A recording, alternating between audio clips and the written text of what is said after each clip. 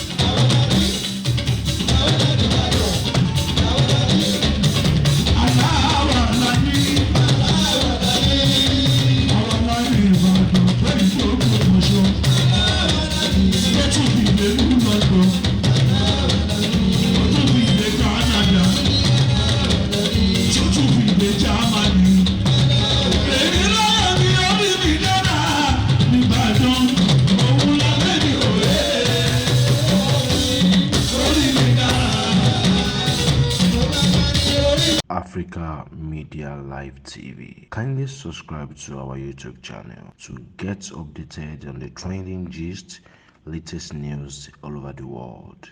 Like our page, subscribe, and share with friends. Thank you.